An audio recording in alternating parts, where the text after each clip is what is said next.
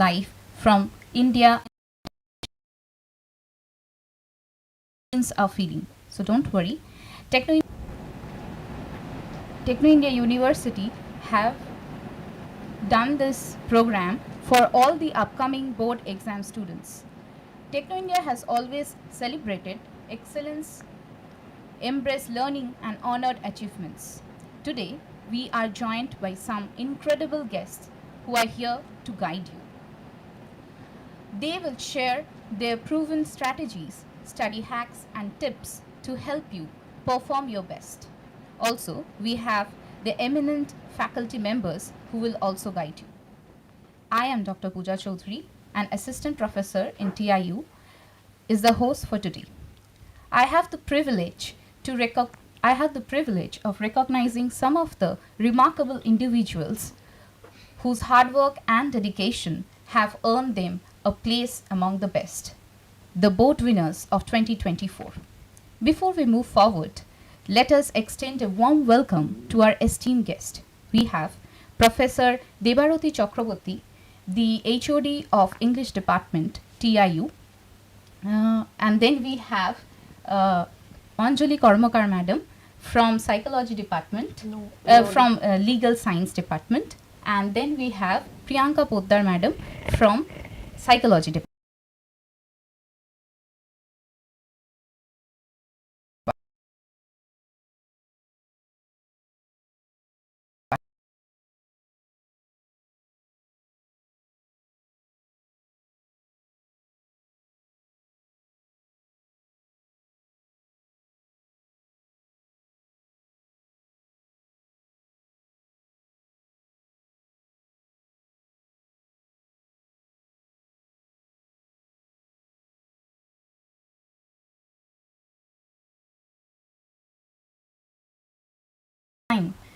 What were going on in your mind?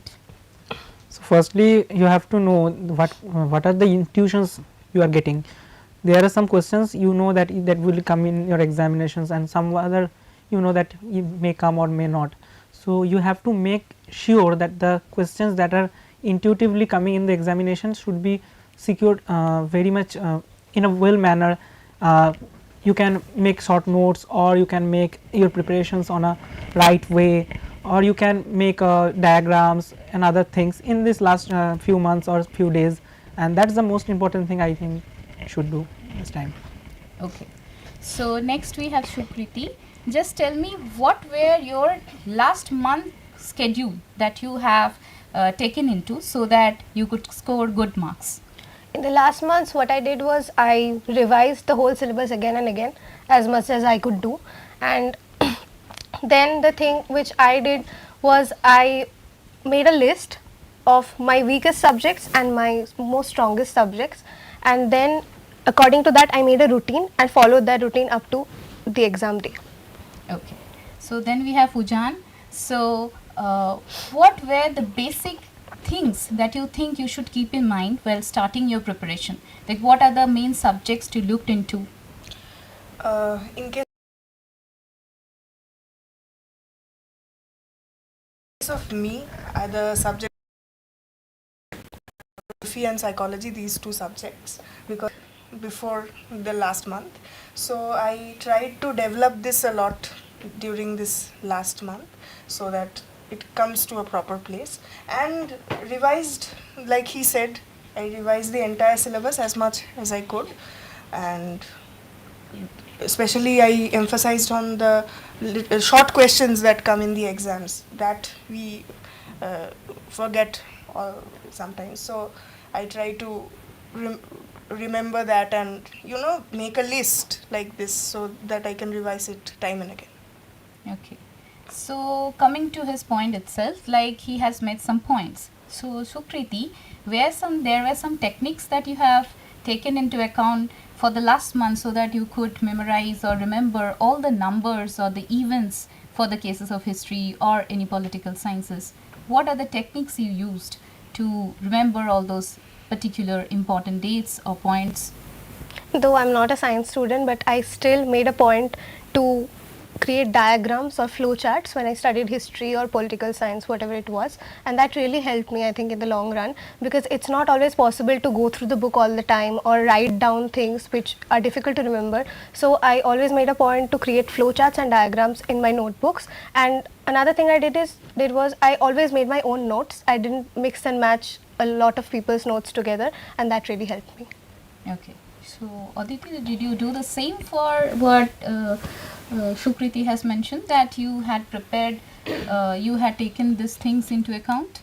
Yes, certainly, because making short notes or your own notes are very much important. And secondly, I used to do something like I make a question and take 10 points out of it, and then I jot down every one of them, and then I think of myself that what can I write in the examination out of that points, or out of that diagrams, out of that pictures that I can use. In economics we have diagrams and so many other things, mathematical equations. I try to jot them all down in one book or one notebook, so can I easily get a recap.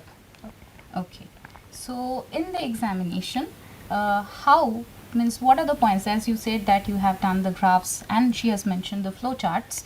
So, what suggestion would you give to the upcoming students that they should keep in mind so that they can manage the time nicely as well as make it precise?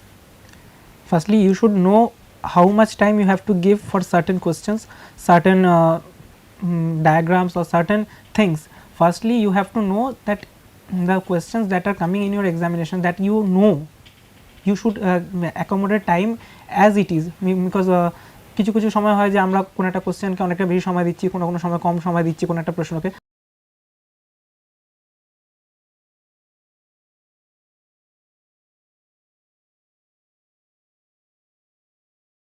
সেইটা আমাদের আগে থেকে ভেবে যেতে হবে, কারণ তো করতে হবে, তো সেই জায়গাটা you can manage it.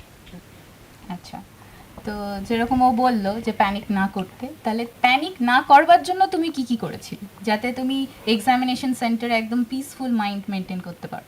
So the first thing everyone should do is prepare well, not to panic. And then what helped me personally was, it's always been music. I don't say it as a singer or something. I don't have a singing voice. I am saying it as a listener.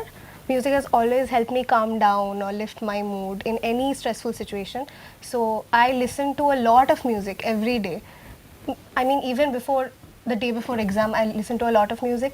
And another thing I personally did was, I really love reading storybooks. So I made it a point to devote 30 minutes every day to a storybook. Okay, we have done this during examination also. Yes. Okay, so that's nice. Then Ojan, the things as they mentioned, that recreation. So anything like, have you done meditation or yoga, that sort of anything? Not quite.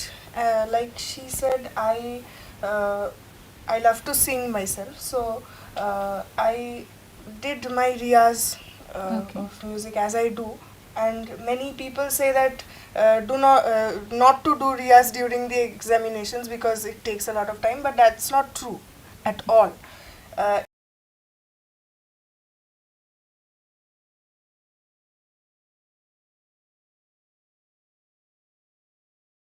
It makes our mind, I think, equal to meditation. আচ্ছা, তার মানে meditation Riaz করলে better হয়। Obviously. আচ্ছা, ঠিক আছে। তো এবার যেরকম লং আনসার টাইপ কোয়েশ্চেন্স থাকছে, ঠিক আছে, হিউম্যানিটিসে, তাহলে তোমরা লং আনসারকে কি করে শর্ট টাইমে উইদিন দ্য 3 আওয়ার্সে কি করে বেটার ওয়েতে প্রেজেন্ট করেছিল যাতে এত ভালো মার্কস পেল? আদিত্য?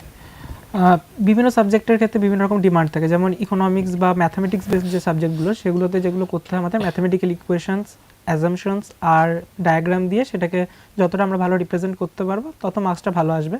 কিন্তু যেরকম ডেসক্রিপটিভ সাবজেক্ট যেমন হিস্ট্রি হতে পারে, সেটা পল সায়েন্স হতে পারে, সেই সমস্ত সাবজেক্টের ক্ষেত্রে সবসময় মাথায় রাখতে হবে যে পয়েন্ট মেকিং, কারণ যে কোনো এক্সামিনেশনের ক্ষেত্রে point making is very important. Then তুমি কি লিখছো সেটা ডিপেন্ড করছে অবশ্যই, কিন্তু পয়েন্টগুলোকে আমরা যাতে ঠিকঠাকভাবে এস্টাবলিশ করতে পারি এবং সেগুলো আমাদের আগে থেকে ঠিক করে নিতে হবে যে কোন কোন পয়েন্টগুলোকে আমরা গুরুত্ব দেবো কতটা করে। আচ্ছা, আর এইগুলো ঠিক আছে, এছাড়া আরও কি কি পয়েন্টস, ধরো এরকম একটা হতে পারে যে কোয়েশ্চেনটা তোমার কাছে আননোন, হ্যাঁ, এক্সামিনেশন সেন্টারে গেলে বা এক্সামিনেশন হলে গেলে গিয়ে দেখলে যে তোমার কোয়েশ্চেন মোটামুটি আননোন এসছে অনেকটা, তো অনেকেই প্যানিক করতে পারে। তো সেই সিচুয়েশনে তুমি কি করে মানে স্টুডেন্টদেরকে কি গাইড করবে যে কীভাবে নিজেকে বিল্ড আপ করা উচিত, কীভাবে মাইন্ডকে সেট আপ করা উচিত? এই বিষয়ে আমার মতামতটা একটু আমার মনে হয় আনকনভেনশনাল, কারণ সব টিচাররা বলেন যে পরীক্ষার হলে ঢুকে প্রশ্নপত্রটা স্কিম করতে, যে কি কি ধরনের প্রশ্ন এসছে সেটা দেখে নিতে একবার, যাতে আমরা বুঝতে পারি যে কোনটা আমরা বেশি ভালো লিখতে পারবো। কিন্তু আমি পার্সোনালি এটা কখনো ফলো করিনি, কারণ আমার একটু নার্ভাসনেস কাজ করে। যদি আমি পরীক্ষার হলে প্রথমে কোয়েশ্চেন পেপারটা স্ক্যান করে দেখি যে অনেকগুলো আননোন প্রশ্ন এসছে, আমি সেই মুহূর্তে নার্ভাসনেসের চক্করে বাকি কোয়েশ্চেনের আনসারগুলো খারাপ করে ফেলি। তো সেই জন্য আমি I go with the flow basically. আমি প্রশ্ন পড়ে দেখি না, আমি একটা করে পড়ে একটা করে আনসার করতে আরম্ভ করি, যেটা আমাকে পার্সোনালি খুব হেল্প করে। ওকে, গট ইট। সো উজান, তোমার ক্ষেত্রেও কি এরকম? হ্যাঁ, সারপ্রাইজিংলি এরকমই, বিকজ আমারও ওই সেম ব্যাপারটা কাজ করে যে যদি আমি দেখি যে অনেকগুলো কোয়েশ্চেন আননোন এসে গেছে, তখন একটা অদ্ভুত নার্ভাসনেস কাজ করে যায়। সো আমিও যেটা সাধারণত করে থাকি যে গো উইথ দ্য ফ্লো, এবং যদি কোনো কোয়েশ্চেন, যেটা আপনি বললেন যে যদি আননোন এসে যায়, যেমন আমাদের আগের বছরই জিওগ্রাফি কোয়েশ্চেন পেপারটা এই বছর যারা পরীক্ষা দিচ্ছে তারা যদি দেখে, মানে ভীষণ আউট অফ দ্য বক্স এসেছিল, মানে একদম যে আমরা অনেকে থাকে সাজেস্টিভ ওয়েতে পড়ে যায়, সাজেশনস পড়ে যায়, তো সেই টাইপের একদম কোয়েশ্চেন আসেনি। তো আমরা মানে আমাদের হলে প্রথমেই সবাই একটু ঘাবড়ে গিয়েছিল, কিন্তু তারপরে আমি কোয়েশ্চেনটা ভালো করে পড়ার পর দেখলাম যে আচ্ছা বেশিরভাগই সব কনসেপচুয়াল কোয়েশ্চেনগুলো দেওয়া হয়েছে। সো তারপরে আমি একটু ধীরে ধীরে ভেবে লেখার চেষ্টা করলাম, and that really works. Okay, so very good. And এরকমও সিচুয়েশন হতে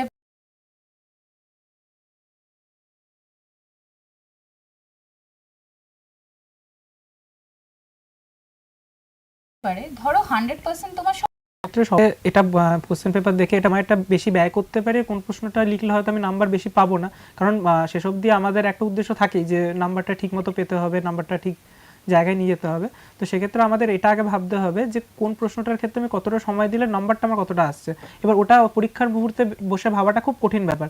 তো আগে থেকে মোটামুটি যদি আমরা ধারণা করে রাখি যে এই ধরনের প্রশ্ন আসলে আমরা উত্তর করবো, এখন যদি বাইরের কিছু চলে আসলো যেরকম আমরা ভাবিনি, তখন আমাদের পরীক্ষার হলে একটু মাথা খাটাতে হবে, যেটা আমার মনে হয় আমাদের ছাত্ররা সবাই পারবে। Very good. সো এছাড়াও আরও যেরকম হয়, ধরো কোয়েশ্চেন প্যাটার্নস, যেরকম কোয়েশ্চেন প্যাটার্ন তো ডিফারেন্ট হচ্ছে, তাই না? কোথাও মানে short answer type, multiple answer type, আর লং আনসার টাইপ। তো তোমাদের কি সাজেশন থাকবে যে কোনটা সবার আগে অ্যাটেন্ড করা উচিত? ডেফিনেটলি কোয়েশ্চেন প্যাটার্ন অনুযায়ী যেহেতু এমসিকিউ আগে থাকে, আমার মনে হয় এমসিকিউ আগে অ্যাটেম্প্ট করা উচিত। এবং আমি একটা জিনিস যেটা বলতে চাই যে এমসিকিউতে বেশি সময় ব্যয় করা উচিত নয়, বইটা ভীষণ খুঁটিয়ে পড়া উচিত, যাতে MCQ as fast as possible complete করা যায় এক্সাম হলে ঢুকে, যাতে আমরা লং কোয়েশ্চেনে বেশি সময় ডিভোট করতে পারি। ওকে, আচ্ছা উজান, তুমি আমাকে বলো যে ধরো কোয়েশ্চেন্স যেরকম ও বললো যে এমসিকিউতে বেশি টাইম ওয়েস্ট না করা উচিত, তো লং কোয়েশ্চেন্স করতে তো অনেক বেশি টাইম লাগে। কেউ যদি ধরো তুমি ফার্স্টেই লং কোয়েশ্চেন করতে যাও, তাহলে ওটা কি বেনিফিশিয়াল হবে? না, আমার মনে হয় না, কারণ আমি যখন প্রিপারেশন নিচ্ছিলাম এবং পরীক্ষার হলেও যখন পরীক্ষা দিয়েছি, তখন আমারও এটা মনে হয়েছে যে এইগুলোকে আগে শেষ করে ফেলাটা ভালো, because it fetches a lot of marks. এবং তারপরে যদি আমরা বড় কোয়েশ্চেনে মুভ করি, ওইটা অনেক বেশি শান্তিপূর্ণভাবে লেখা যায়। এবং ওই লাস্টে এমসিকিউ করতে গেলে অনেক সময় যেটা হয় যে ওই বড় প্রশ্নতে অনেকটা সময় দিয়ে দেওয়ার জন্য ওটা আর করা যায় না, ফলত আমার উত্তরটা জানা অথচ আমি লিখতে পারলাম না। সো সেইটা যাতে না হয়, আমার মনে হয় এমসিকিউটা আগে করা দরকার। এবং বড় প্রশ্নটাকে একটু, যেহেতু আমাদের হিউম্যানিটিজ স্ট্রিম, সেহেতু একটু বেশি বেশি করে একটু এক্সটেন্সিভলি লেখাটা প্রয়োজন, তো সেটাতে প্রপার টাইম দেওয়াটা আমার মনে হয় প্রয়োজন। আচ্ছা, থ্যাংক ইউ সো মাচ। এবার আমি একটু দেবারতী ম্যাডামের সাথে কথা বলবো। তো ম্যাডাম, ওরা যেরকম বললো যে স্ট্রেস ম্যানেজমেন্ট, তো স্টুডেন্টদেরকে আপনি কীরকমভাবে গাইড করবেন যে এই বোর্ড এক্সাম লাইফে ফার্স্ট টাইম দিচ্ছে, তো ওদের স্ট্রেস ম্যানেজমেন্টটা কীভাবে করতে হবে? দেখো, স্ট্রেস ম্যানেজমেন্ট সেক্ষেত্রে আমি বলবো ওরা যেটা করছে, এবং উজান, সুকৃতি, অদ্বিতীয় ওরা যেটা বললো, সেটা অনেক ক্ষেত্রেই সত্যি। তোমার যেটা ভালো মনে হচ্ছে, তুমি যাতে স্বাচ্ছন্দ্য বোধ করবে, ইউ ডু দ্যাট। হ্যাঁ, you have to keep a calm head and a calm mind. আর স্ট্রেস ম্যানেজমেন্ট আপনি আপ চলে আসবে যদি মাথাটা ঠান্ডা রাখে। পরীক্ষার হলে কোয়েশ্চেন পেপার পেয়ে প্যানিক করার কোনো মানে হয় না। মাথায় রাখবে এমন কিচ্ছু আসছে না যেটা তুমি জানো না। একটু মাথা ঠান্ডা রাখলে অবভিয়াসলি আনসারটা পারবে। হ্যাঁ, দুজনটা চিন্তা করতে হবে। আর স্ট্রেস ম্যানেজমেন্ট তখনই আসবে যদি টাইমটা ম্যানেজ করা যায়। স্পেশালি পরীক্ষার হলে যেটা ওরা বারবার আমাদেরকে বলছে যে very short answer and long answer, এই 3 টাইপের প্রশ্ন আমাদের থাকে। তো প্রথমেই কিন্তু শর্ট আনসার বা ভেরি শর্ট আনসারটা তাড়াতাড়ি করে ফেলা উচিত, এবং খুব মাইনিউটলি, যেটা ওরা বারবার বলছে যে খুঁটিয়ে পড়তে হবে আমাদের টেক্সট বুক, কারণ কোয়েশ্চেন কিন্তু এমসিকিউ টাইপ কোয়েশ্চেন ওখান থেকে আসবে। আর এমসিকিউ যখন হচ্ছে চয়েসটা কিন্তু ওখানে দেওয়াই আছে, শুধু মাথাটা ঠান্ডা রেখে ঠিক আনসারটা করতে হবে। আর এমসিকিউর পেছনে কিন্তু বেশি টাইম ওয়েস্ট করা উচিত না। যদি মনে হয় যে আনসারটা পারছি না, লিভ দ্যাট, পরেরটায় চলে এসো and come back to that answer আরও কিছুক্ষণ পরে। আর সবচেয়ে বেশি টাইমটা রাখা উচিত আমার মনে হয় লং আনসারের জন্য, যেখানে মাথা ঠান্ডা রেখে আনসারটা লিখে নাও। তারপরে যদি মনে হয় টাইম আছে, you come back to MCQ, you come back to the short question. তাহলেই আমার মনে হয় যে হয়ে যাবে ঠিকঠাক, শুধু মাথাটা ঠান্ডা রাখতে হবে। That's it. ওকে, সো আমি আরেকটা কোয়েশ্চেন করতে চাই, সেটা হচ্ছে যেরকম তোমরা বললে যে খুঁটিয়ে পড়তে হবে, তো খুঁটিয়ে পড়তে হবে কোন কোন টপিক, যদি তুমি একটুখানি স্পেসিফিকলি বলে দাও যে কোন পার্টটা তুমি যে বলছো যে খুঁটিয়ে পড়তে হবে, বলতে কি সব চ্যাপ্টার্সগুলো? এতগুলো চ্যাপ্টার তো এক মান্থের মধ্যে খুঁটিয়ে পড়াটা হয়তো পসিবল নয়, তাহলে ইজ দ্যাট এনিথিং স্পেসিফাইড? আমার মনে হয় লাস্ট 10 ইয়ার্সের কোয়েশ্চেন পেপার যদি দেখে কেউ খুঁটিয়ে, তাহলে সেখান থেকে একটা আন্দাজ করা যায় যে কীরকম ধরনের কোয়েশ্চেন আসতে চলেছে। আর সেটার বেসিসে একটা অ্যাজাম্পশন আমার মনে হয় স্টুডেন্টদের থাকে যে এই বছর কী ধরনের কোয়েশ্চেন্স আসতে চলেছে। তো সেটার বেসিসে যদি চ্যাপ্টারগুলোকে ওয়েটেজ অনুযায়ী কম্পার্টমেন্টালাইজ করা যায় যে এই চ্যাপ্টারটা আমার বেশি ইম্পর্ট্যান্ট আর এই চ্যাপ্টারটা কম ইম্পর্ট্যান্ট, সেই হিসাবে যদি খুঁটিয়ে পড়া যায়, তবে আমি তবুও বলবো স্পেশালি হিস্ট্রি, পল সায়েন্সের মতো সাবজেক্টগুলো, যেটা আমার মনে হয়েছে যে বইয়ের এই অংশটা কম ইম্পর্ট্যান্ট, এটা ভাবলে আমার মনে হয় খুব একটা সেটা ভালো মেথড হবে না। নয়। প্রতিটা লাইনে খুঁটিয়ে পড়া আমার মনে হয় খুব জরুরি, আর কনসেপ্ট ক্লিয়ার করার জন্য সেটা অ্যাকচুয়ালি হেল্পফুল। আচ্ছা, তো তোমরা কি যেরকম ও বললো খুঁটিয়ে পড়া, তোমরা কোন বইটা বেশি পড়তে, মানে এনসিইআরটির বই, না যেটা মানে তোমাদের বোর্ডের থেকে যে স্পেসিফাইড বই, এছাড়া অন্য কোনো বই ফলো করতে? আমরা যেহেতু ওয়েস্ট বেঙ্গল বোর্ড, তো আমরা অবভিয়াসলি এনসিইআরটি তো আমি ফলো করিনি পার্সোনালি। আর আমাদের এইচএসে কোনো বোর্ড থেকে টেস্ট পেপার সিরিজ ইস্যু করাও হয় না, মাধ্যমিকে করা হয়। মাধ্যমিকে আমরা ডেফিনেটলি ওটাই প্র্যাকটিস করতাম পরীক্ষার আগে, বাট এইচএসে যেহেতু ওটা ইস্যু করা হতো না, আমরা এবিটিএ থেকে টেস্ট পেপার করতাম বা অন্য কোনো পাবলিশার থেকে টেস্ট পেপার প্র্যাকটিস করতাম। এছাড়া বই পড়তাম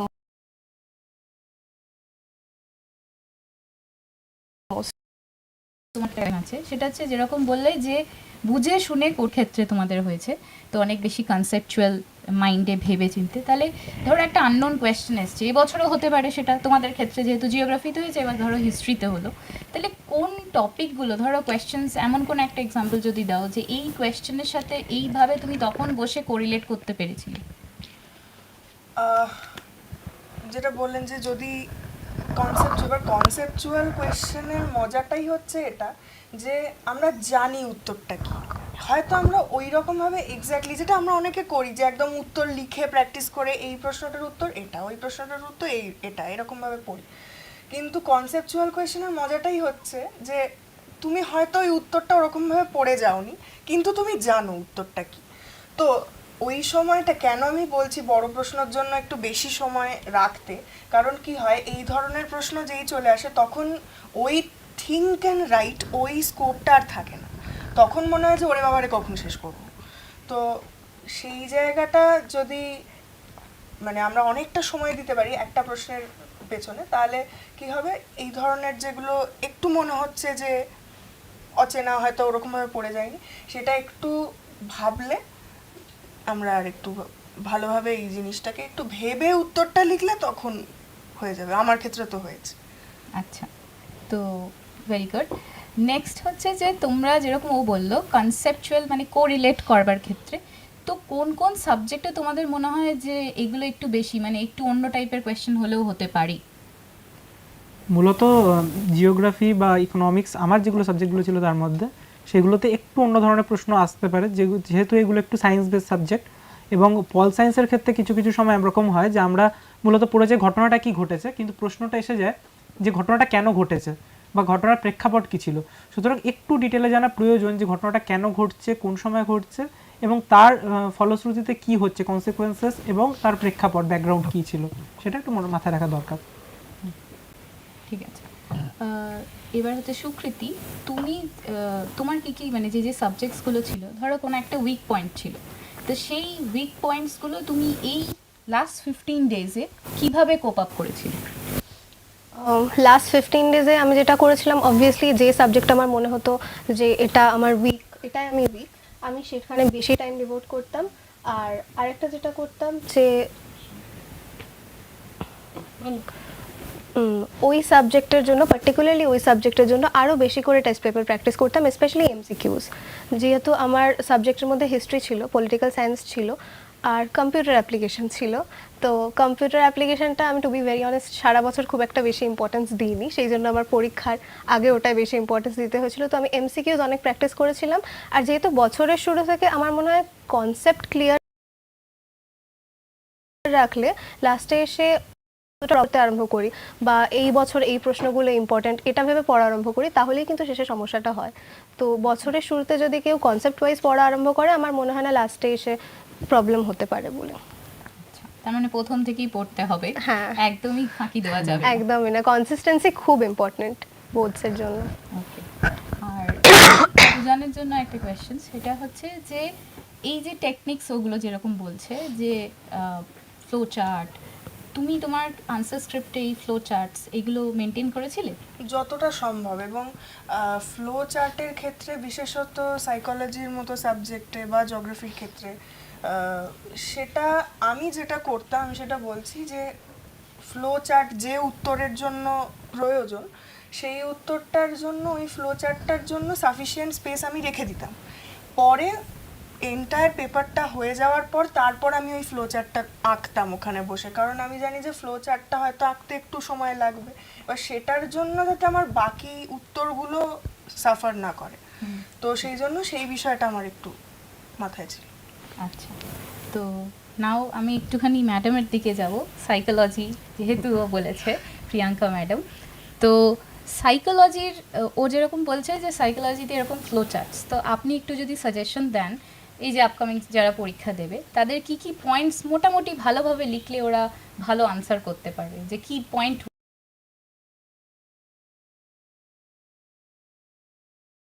ওয়াইজ মানে লজিকটা কিভাবে দেবে যদি একটু বলেন। Subject. It has a lot of things to do with the neurological functioning of a person as well as mental disorders. Onnodige you can apply it to the industries. So ki hoy, whenever you are trying to answer a question, it has to be very logic based, like ma'am was saying. So logic only can come out when you know what you are going to write, and then maybe just jot down the key points exactly as the question is asking you. So suppose আমি একটা কোয়েশ্চেনে জিজ্ঞেস করছি যে Sigmund Freud তার থিওরিতে কি বলেছেন, so of course you are going to write about his particular key points that he has addressed in his theories and maybe give a case example if possible. বইতে অনেক সময় কেস স্টাডিজ দেওয়া থাকে, সেইগুলো যদি দেওয়া যায়, বা what teachers to really appreciate is the use of real life example. Suppose আমি দেখেছি কারোর একটা ডিপ্রেশন হয়েছে and then so and so হয়েছে, বা আমি দেখেছি কারো একটা অর্গানাইজেশনে কোনো প্রবলেম হয়েছে অ্যান্ড দেন সে সো অ্যান্ড সো করেছে। So since our subject is very real life based subject, like we wherever there is people there is psychology, right? So একটা স্টুডেন্ট যদি নিজের থেকে কিছু ইনপুট দেয় apart from what is written in the textbook, I think that goes a long way to any teacher. আর reasoning প্রত্যেকটা সাবজেক্টের ক্ষেত্রে এক্স্যাক্ট বুলেট কি পয়েন্টসে প্রশ্নটা মাথায় রেখে ডেফিনেটলি, কিন্তু তার সাথে যদি আমি একটু ইন্টারলিঙ্ক করতে পারি বিটুইন ফর এক্সাম্পল আমি কগনিটিভ সাইকোলজির জন্য লিখছি, বাট আমি সেইখানে আমার এক্সাম্পলে আমি ডেভেলপমেন্টালের থেকেও একটা কোনো পোর্শন এনে বললাম।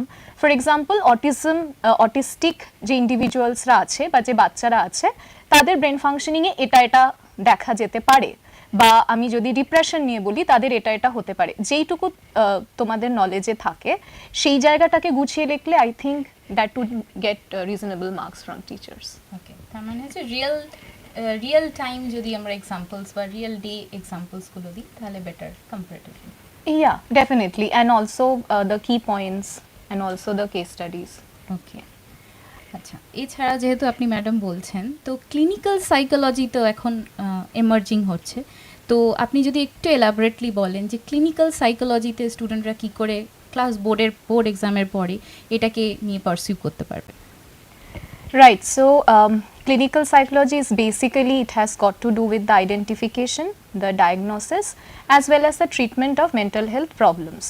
সো যদি কেউ ক্লিনিক্যাল সাইকোলজি পারসু করতে চায় তাহলে তাকে গ্র্যাজুয়েশনে সাইকোলজি নিয়ে পড়তে হবে, and then after graduation there are various specialisations, যেমন মাস্টার্সের সেকেন্ড ইয়ারে গিয়ে স্পেশালাইজ করা যায়, you can take up clinical psychology as a subject, এবং তারপরে আরও আমাদের যে রিহ্যাবিলিটেশন কাউন্সিল অফ ইন্ডিয়া আছে RCI,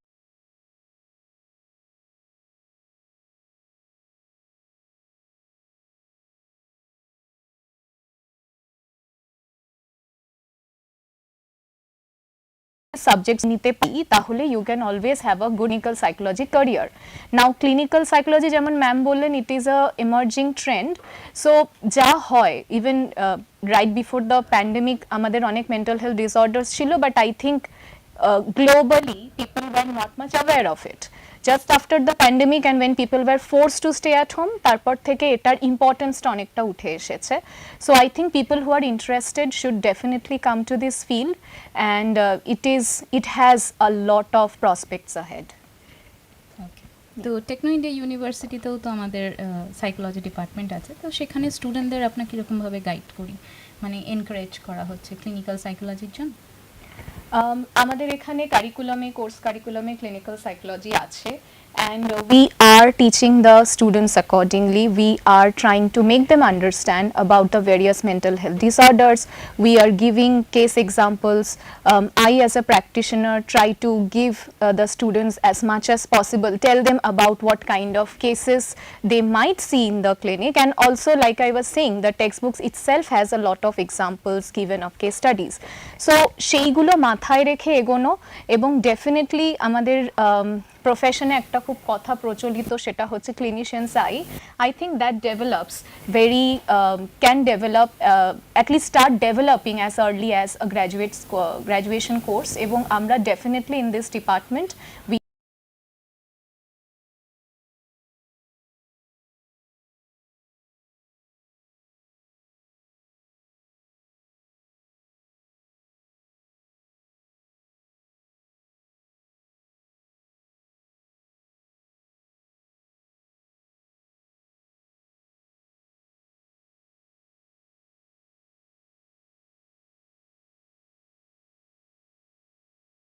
এরকমভাবে হিস্ট্রিক্যাল পার্টসগুলোকে যেরকম অ্যানালিসিস করার ক্ষেত্রে ধর একটা ইভেন্ট দিয়ে দিল, সেটাকে অ্যানালাইজ করে লেখা, মানে কনসেপচুয়ালি ভাবা, তো এরকম কোনো ইম্পর্টেন্ট তোমার মনে হয় কোনো ইভেন্টস আছে যেটা এবছরের জন্য হয়তো ইম্পর্টেন্ট হতে পারে তোমার সাজেশনে? ধরো এখন আমার সেরকম কোনো কোয়েশ্চেন স্পেসিফিক্যালি মাথায় আসছে না যেটাকে আমি বলবো যে এই বছর স্টুডেন্টরা এটাতে ইম্পর্টেন্স দিক, বাট আমার মনে হয় যেটা আমি আগে বলেছিলাম যে বছরের শুরু থেকে কনসেপ্ট ক্লিয়ার করে পড়া, আর যেহেতু ওয়েস্ট বেঙ্গল বোর্ডের স্টুডেন্টরা জানবে যে আমাদের 11-12 দুটোরই হিস্ট্রি সিলেবাস একদমই কনসিস্টেন্ট নয়, ভীষণ খাপ ছাড়া, এক একটা পোর্শন এক একটা টাইম জোন থেকে যেন তুলে নেওয়া, আর সেই জন্য আমি বলবো যে পুরো সিলেবাসটাই ভালো করে পড়তে, এমন নয় যে এই পার্টটা আমি ছেড়ে যাব, এই পার্টটা আমি ভালো করে পড়বো। তো আর যেহেতু এটা হিস্ট্রি, তাই ইভেন্টস, ডেট এগুলো মনে রাখা অনেক সময় অনেকের খুব ডিফিকাল্ট মনে হয়, তাই আমি বলবো নেমোনিক্স ইউজ করে মনে রাখলে আমার মনে হয় অনেক ইজি হবে ব্যাপারটা। Okay, so much thank you. So এবার যেরকম ও স্ট্র্যাটেজিস বলছে যে এইভাবে মনে রাখার, তো পলিটিক্যাল সায়েন্সের ক্ষেত্রে ওটাতেও অনেক কিছু মনে রাখতে হয়, তো ওটার ক্ষেত্রেও তোমরাও কি এরকম কোনো স্ট্র্যাটেজি বানিয়েছিলে? Um, আমাদের এখানে কারিকুলামে কোর্স কারিকুলামে ক্লিনিক্যাল সাইকোলজি আছে, and we are teaching the students accordingly. We are giving case examples. I as a practitioner try to give the students as much as possible, tell them about what kind of cases they might see in the clinic, and also like I was saying, the textbooks itself has a lot of examples given of case studies. So সেইগুলো মাথায় রেখে এগোনো, এবং political science আমার ছিল না কাজে political সায়েন্সে, হ্যাঁ পলিটিক্যাল সায়েন্স আমার ছিল। পলিটিক্যাল সায়েন্সের ক্ষেত্রে প্রথম হচ্ছে বিভিন্ন ধারা, আইনের ধারা উপধারা থাকে, সেগুলোকে মাথায় রাখা দরকার। এবং সেকেন্ডলি যেটা ব্যাপার, সেখানে কিছু কনসেপ্ট আছে, যেমন ইন্টারন্যাশনালিজম এবং ন্যাশনালিজম।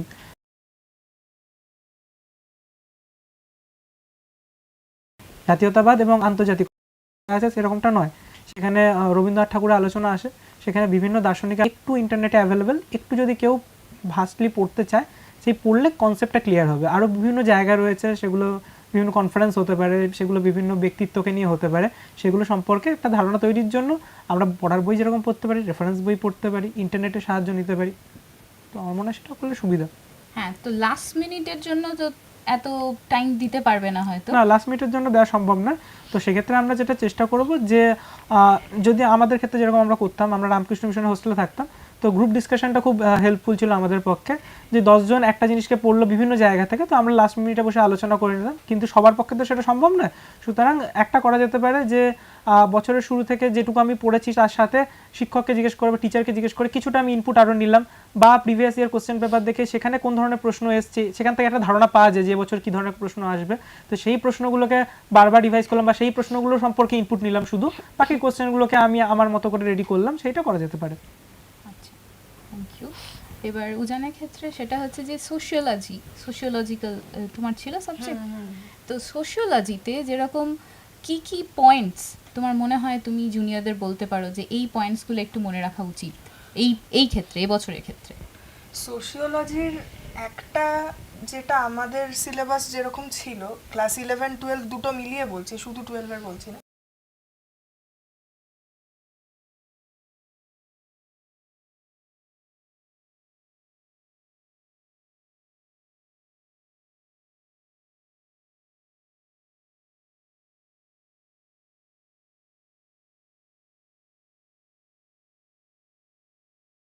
জিনিসটাকে মাথায় রেখে যদি আমরা 12-এর সিলেবাসটা পড়তে পারি এবং সেইটা যদি আমাদের উত্তরে রিফ্লেক্টেড হয়, এবং সোশিওলজির উত্তরের ক্ষেত্রে আমি দেখেছি খুব মাথা ঘামানোর কিচ্ছু দরকার নেই। মানে একটা ইভেন্ট বা কোনো একটা কিছু নিয়ে কোনো একজন বিশেষ ফিলোসফারের যে বক্তব্য সেটা নিয়ে যদি লিখতে হয়, পয়েন্ট ওয়াইজ জিনিসপত্রকে ইলাবোরেট করা, এবং ব্যাপারটাকে আমি সবসময় যেটা ফলো করেছি যে একটা proper structure, introduction, body, conclusion, এই 3 পার্ট স্ট্রাকচারটা আমার ক্ষেত্রে খুব কাজে দিয়েছে। বিকজ খুব সুন্দরভাবে একটা স্ট্রাকচার থাকে লেখাটা। ইন্ট্রোডাকশনে একদম যে উত্তরটা আমি লিখছি সেটা টোটালি আমি কি বলতে চাই, what is in this answer, সেটা ইন্ট্রোডাকশানে দেওয়া খুব ছোট করে। তারপরে মেন বডিতে আস্তে আস্তে আমি একটা একটা করে পয়েন্ট আনফোল্ড করতে, এবং এটা শুধু সোশিওলজির ক্ষেত্রে নয়, বাকি সমস্ত সাইকোলজির ক্ষেত্রে তো ভীষণভাবে এটা। এবং কনক্লুশনে এসে একটা প্রপার, যদি আমাকে বলে যে what are your views on this, তাহলে সেক্ষেত্রে একটা অ্যানালিসিস করে একটা প্রপার কনক্লুশন দেওয়া। এবং সাইকোলজির ক্ষেত্রে আমি যেটা করতাম সেটা হচ্ছে ইন্ট্রোডাকশন আমি সবসময় চেষ্টা করতাম যে বিষয়টা নিয়ে আলোচনা হচ্ছে সেইটা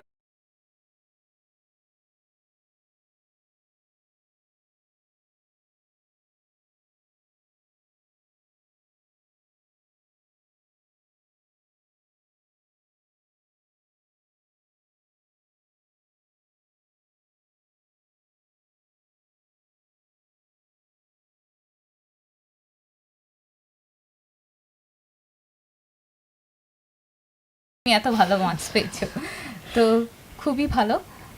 তো সাইকোলজির ক্ষেত্রে, সোশিওলজির ক্ষেত্রে যেরকম তুমি এটা বলে, তো সব ক্ষেত্রেই তোমরা এইভাবে ইউজ করো। তো যেহেতু সুকৃতি এখন ইংলিশ নিয়ে পড়ছো, তো ইংলিশ লিটারেচারেও তো অনেক লং আনসার্স থাকে, বা ধরো কোনো কোট তুলে আনসার্স থাকতে, কোয়েশ্চেন্স থাকতে পারে, তো সেই ক্ষেত্রে তোমার কি সাজেশন থাকবে? এটা অ্যাগেন শুনতে আনকনভেনশনাল মনে হতে পারে, বাট আমাদের টিচার্সরা সবসময় বলতেন যে আনসারে বেশি কোটেশনস যাতে না থাকে, মানে এরকম যেন মনে না হয় আনসারটা দেখে যে তুমি শো অফ করার চেষ্টা করছো তুমি কত কোটেশনস জানো। তো আমার মনে হয় স্পেশালি ওয়েস্ট বেঙ্গল বোর্ড 11-12-এর জন্য বা ক্লাস 10 বোর্ডসের জন্য আমার মনে হয় ইংলিশ লিটারেচারের ডেসক্রিপটিভ কোয়েশনগুলো আনসার যত সিম্পল রাখা যাবে তত ভালো, শর্ট অ্যান্ড কম্প্যাক্ট সেন্টেন্স হলে ভালো। Don't try to use rhetorical flourishes in your answer, আমি তো বলবো। তো সেই জন্য শর্ট সেন্টেন্সেস, আন্ডারস্ট্যান্ডেবল সেন্টেন্সেস, মানে সেন্টেন্স একটা ইজ থাকা চাই যেটা এক্সামিনারের পড়ে ভালো লাগবে, নাকি এক্সামিনার ভাববেন যে এত বড় বড় ফ্লাওয়ারি ওয়ার্ডস কেন ইউজ করেছে। তো যত সিম্পল ল্যাঙ্গুয়েজ হবে আমার মনে হয় তত ভালো। আর বেশি আমাদের যেহেতু ওয়ার্ড লিমিট থাকে, তো বেশি লেখার তো স্কোপই নেই, কম্প্যাক্ট মানে আনসারই লিখতে হবে আমাদের। ওকে, তার মানে কোড যদি কেউ দিতে চায় সে নয় ডাইরেক্ট কোড দিতে পারে বা ইনডাইরেক্ট কোডও যদি দিতে পারে। কোটেশনটা আমাদের প্রাইমারি টেক্সটের মধ্যে থেকে হওয়াই ভালো, কোনো সেকেন্ডারি সোর্স ইউজ না করাই ভালো ইংলিশে।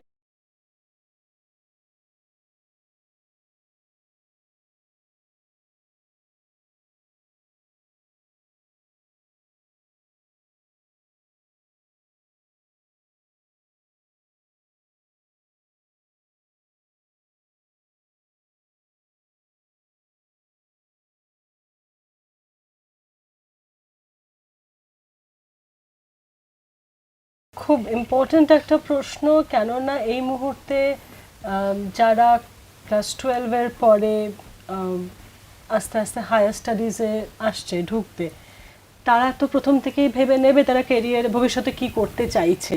আর এখন সত্যি কথা বলতে কি, যেটা রাইটলি পয়েন্ট আউট করলে যে ইন্ডাস্ট্রি 4.2, মানে এখন ইট ইস এ মানে এরা অফ আর্টিফিশিয়াল ইন্টেলিজেন্স। আর সেক্ষেত্রে ইংলিশ লিটারেচার বা English as a discipline is going to be very very important.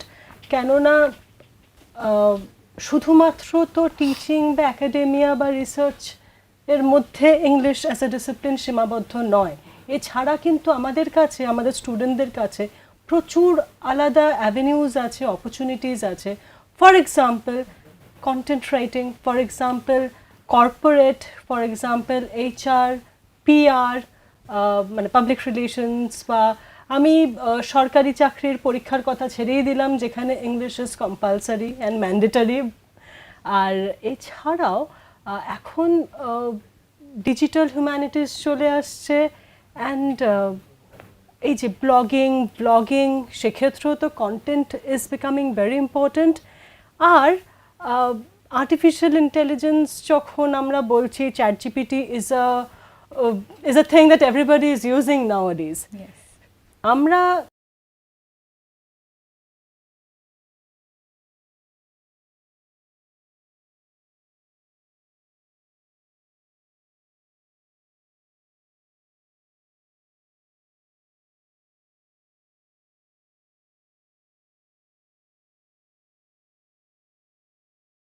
পাচ্ছে যা আমরা রিসোর্সেস, দিচ্ছি, হ্যাঁ, যা হ্যাঁ, রিসোর্সেস, কিন্তু ঠিক হচ্ছে নাকি আমি ক্রস চেক করব, ভেরিফাই করব, এই শিক্ষাটা আমরা চেষ্টা করছি স্টুডেন্টদেরকে দেওয়ার। এবং আই এম শিওর যারা দেখছে এই প্রোগ্রামটা ফেসবুক, ইউটিউব, ইনস্টাগ্রাম সমস্ত জায়গায়, they will be able to understand যে how to use artificial intelligence intelligently. Exactly. হ্যাঁ, artificial intelligence is good, but it can be better if used intelligently with human intelligence. Okay. হ্যাঁ, don't be a robot. হ্যাঁ, মানে চেষ্টা করলে artificial intelligence দুর্দান্ত জিনিস হতে পারে, but you have to know what prompt to give, যেখানে প্রম্পট ইঞ্জিনিয়ারিং এর প্রসঙ্গ চলে আসছে। তো হ্যাঁ, তো যেরকম আপনি যেরকম বললেন যে ইংলিশের অনেক প্রসপেক্ট বাড়ছে, সেরকম বিজনেস ইংলিশও তো আসছে। তো সেটার ব্যাপারে যদি ইলাবরেট করেন, কারণ কি TIU-তে তো ইংলিশ ডিপার্টমেন্টে আমরা এইভাবে স্টুডেন্টদেরকে বলছি, তো ওটা যদি একটু জানান। এক্স্যাক্টলি, আমাদের টেকনো ইন্ডিয়া ইউনিভার্সিটিতে উই হ্যাভ ইংলিশ ডিপার্টমেন্ট, যেখানে English literature as well as business English সেটাও পড়ানো হচ্ছে, so that we are making students industry ready. এখন শুধুমাত্র অনেকেই হয়তো চাইবে না ফার্দার স্টাডিজে যেতে আফটার দ্য গ্র্যাজুয়েশন, অনেকে হয়তো এমপ্লয়েবিলিটির দিকটাও নজর দেবে আর কি, যে ভবিষ্যতে চাকরিতে আমি কি করব,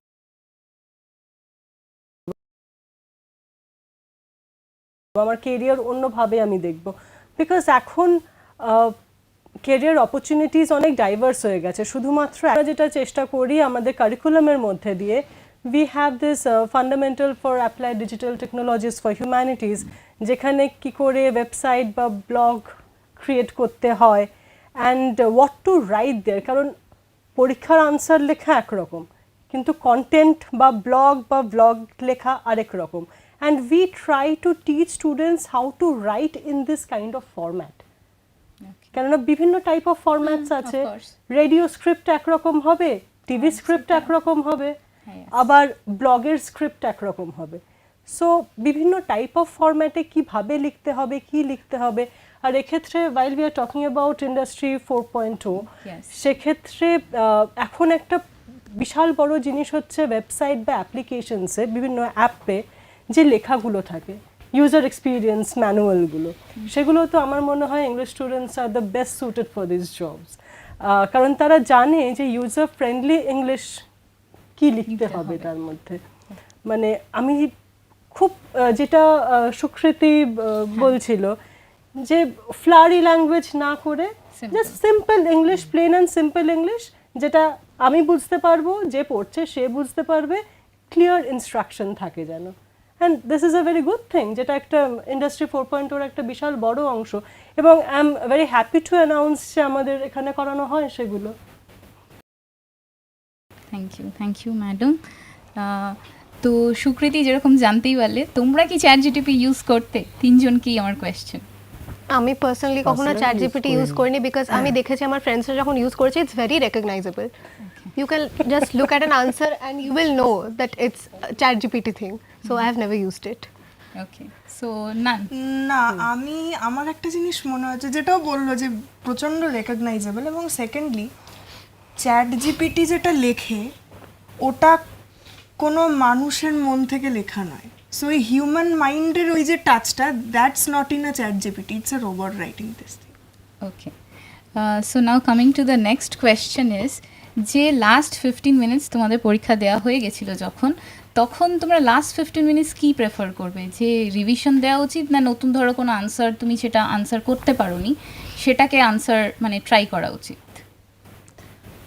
সেটা ডিপেন্ড করছে, যদি শর্ট কোশ্চেন হয় তাহলে সেক্ষেত্রে আমরা ট্রাই নিতে পারি যে শর্ট কোশ্চেনটাকে আমরা ভাবলাম, তার পাশাপাশি রিভিশন করছি, তার মাঝখানে আমরা একটু ভাবলাম যে শর্ট কোশ্চেনটা কী উত্তর হতে পারে। বাট ব্রড কোশ্চেন আমার মনে হয় অ্যান্সার না করাটা বুদ্ধিমানের কাজ, কারণ যেটা আমি অ্যান্সার করেছি, যেটা সম্পর্কে আমি স্যাঙ্গুইন যে হ্যাঁ এটা আমার ঠিক হবে, তো সেটার প্রতি বেশি করে লক্ষ্য রাখাটাই আমার মনে হয় বুদ্ধিমানের কাজ হবে সেক্ষেত্রে। সো লাস্ট মিনিট তোমাদের সাজেশন হচ্ছে যে লাস্ট মিনিট হোয়াট এভার আমরা লিখেছি সেটা রিভিশন করাটা বেটার। সো এরপরে হচ্ছে ধরো এই যে ধরো প্যানিক করা, যেরকম স্ট্রেস ম্যানেজমেন্ট, তোমরা যেরকম বলে কেউ গান করেছো, কেউ স্টোরি বুকস পড়েছো, এছাড়াও তোমরা কিভাবে ধরো পড়ার ছলে ধরো এই যে 1 মাস বা 15 দিন, লাস্ট 15 দিনে কীভাবে নিজেকে মেন্টালি প্রিপেয়ার করেছিলে যে যদি আমি এক্সামিনেশন সেন্টারে গিয়ে এটা না করতে পারি, ব্ল্যাক আউট হতেই পারে, তখন আমি কি করে ম্যানেজ করব? ব্ল্যাক আউট না হওয়ার আমি যেটা পার্সোনালি প্রেফার, আমার বাবা মা ছোটোবেলা থেকে বলে এসছে যে পরীক্ষার আগের দিন বেশি পড়তে নেই, এবং ওই অনেকের ধারণা আছে যে পরীক্ষার আগের দিন রাত 1টা 2টো 2:30 অনেকক্ষণ জেগে থেকে পড়বো। That's not good. আমরা সাইকোলজিতে একটা জিনিস শিখেছিলাম, মেমোরি চ্যাপ্টারটাতে শিখেছিলাম যে it's very important to consolidate any information in our memory. যে একটা জিনিস সেটা আমি পড়লাম, ঠিক আছে, কিন্তু এইবার আমার মাথায় সেটা ভালো করে রেজিস্টার হতে হবে। আমি পড়েই গেলাম, আমার মাথায় আমি এই জিনিসটা রেজিস্টার হওয়ার টাইমটা দিলাম না, আমি অবধারিত পরীক্ষার দিন ভুল করতে, এবং ওই পরীক্ষার আগের 15 মিনিট একে জিজ্ঞেস করছি এটা কি হবে ওটা কি হবে, না, keep calm and concentrate. Okay, most confident we should be, মানে নিজেকে নিয়ে কনফিডেন্ট থাকা উচিত, যেটুকুনি আমি পারবো সেটাই করব, এটাই তোমাদের মেন মানে মূল মন্ত্রটা কি হওয়া উচিত? তিনজনকে এক একজন করে জিজ্ঞেস করবো। Stay confident. আই থিঙ্ক একটা ইম্পর্টেন্ট পয়েন্ট যেটা আমরা মিস করে গেছি, যারা সোশ্যাল মিডিয়াতে অ্যাক্টিভ, এই 30 ডেজ অন্তত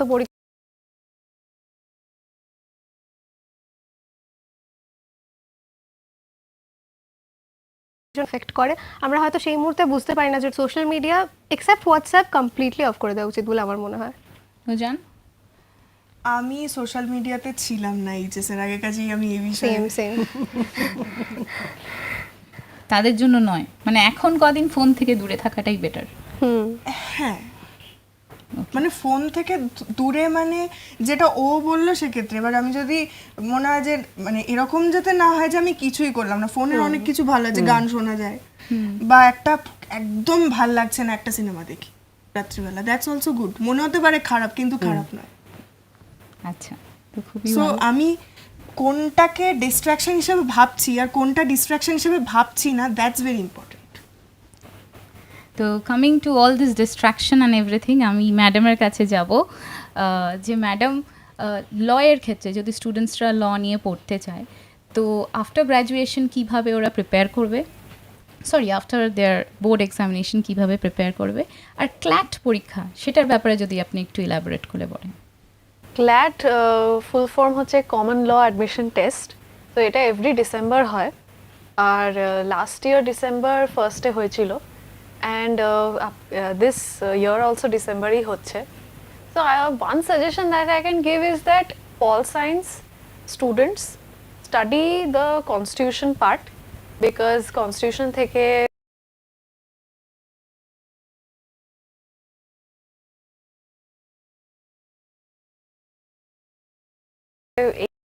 আর each question carries 1 mark আর negative point থাকে.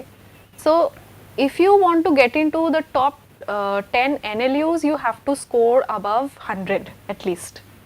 So এইটার পড়ার মানে এটা হচ্ছে যদি ক্লিয়ার করা যায় তো ইটস লাইক মানে very good opportunity, because NLU তে পাওয়া national law university is a very big deal, but I can vouch for other universities as well which are not a part of NLU but they are just as good. NLUর craze আছে ঠিকই, ক্ল্যাটের ক্রেজটা আছে ঠিকই, but other law universities like in Techno India University, our law department. So I would say that we are one of the best and we have moot court competitions as well.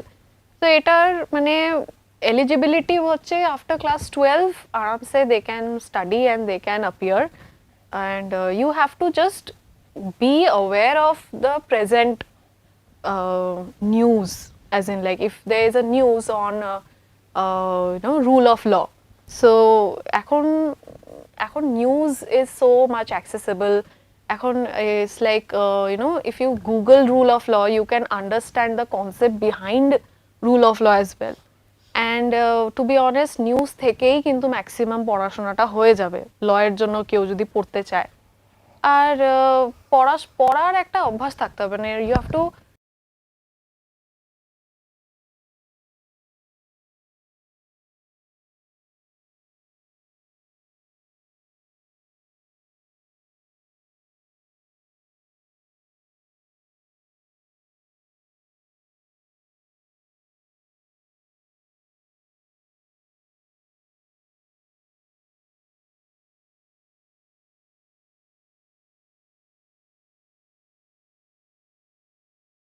Madam ওরা কি class 12 এর পরেই দিতে পারে? এর জন্য কোনো eligibility criteria আছে? এলিজিবিলিটি অ্যাকচুয়ালি ব্যাপারটা একটু কমপ্লিকেটেড আছে লয়ের ব্যাপারে, আচ্ছা, since it's law, so rules and regulations আছে।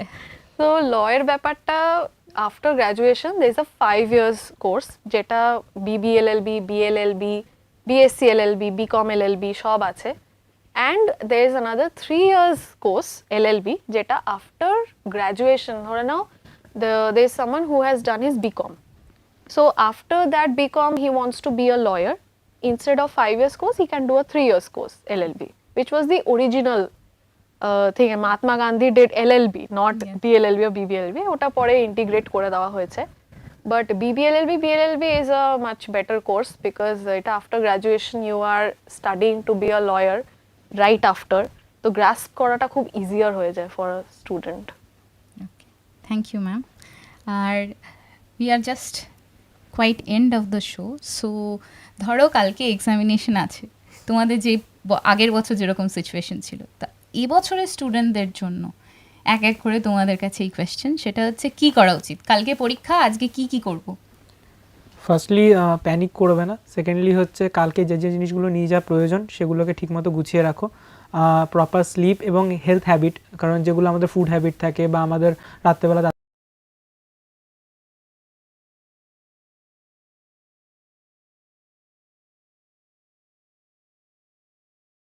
তাড়াতাড়ি ঘুমিয়ে পড়া, সকাল টাইমের পরীক্ষার একটু আগে পৌঁছে যাওয়া, যাতে ভেহিকেলের ব্যবস্থা করে রাখা।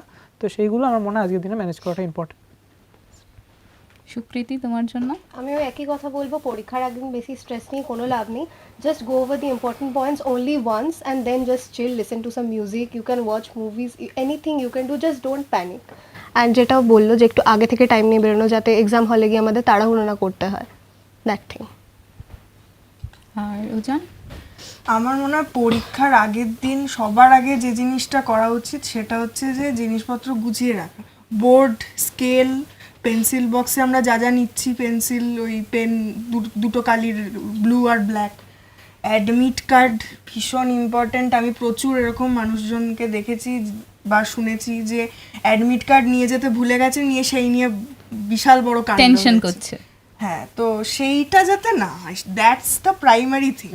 অ্যাডমিট কার্ড না হলে আমি ভেতরে ঢুকতে পারবো না সেন্টারে। তো সেইটা সবার আগে গুছিয়ে নেওয়া দরকার, ফার্স্ট। সেকেন্ড, ওই ওরা তো বলেই দিয়েছে যে একদম যে প্রশ্নগুলো মনে হচ্ছে যে এইবার আসার খুব বেশি চান্স, ওই জন্যই সাজেশনটা করা যে লাস্ট মিনিটে আমি কী কী দেখব। তো সেইটা একদম দেখে নেওয়া যে এই এই প্রশ্নগুলো খুব ইম্পর্টেন্ট, এটা আরেকবার দেখে নিচ্ছি। যে জিনিসগুলো ভুলে যাচ্ছি, শর্ট কোয়েশ্চেন, ডেট, ইনফরমেশন, এগুলো অনেক সময়ই হয়। বা সাইকোলজির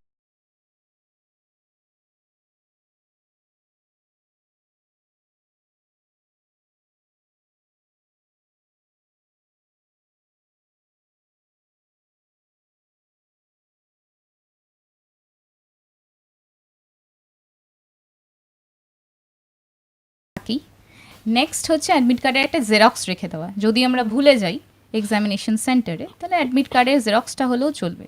তার সাথে রেজিস্ট্রেশন সার্টিফিকেট ও রেজিস্ট্রেশন কার্ড, তার xerox, pen, pencil, whatever important things, scale, ID proof, সব কিছু নিয়ে রাখা, শান্ত মনে ঘুমানো, আর হচ্ছে নিজের ওপর কনফিডেন্ট রাখা, right? So the main thing for your success would be confidence on your self and believe in yourself. The time which you have dedicated for all these for all the months which you have done, that will of course give you a good result at the end. So wrapping up, I would like to thank all my guests, the star kids here today with us. Everyone, thank you so much for your time, wisdom and encouragement, and also madam, for three of these madams, for their encouraging words. So for all the viewers out there, I would like to say that preparation is the best key to your success. Keep calm, have faith on yourself. I hope that you get whatever you want to. And so tomorrow also there will be a session similar to today's, that will be on the field of science, again from 25th of Jan 2025 from 6 to 7 p.m. Please stay tuned and follow us on Facebook, Instagram and YouTube. Thank you.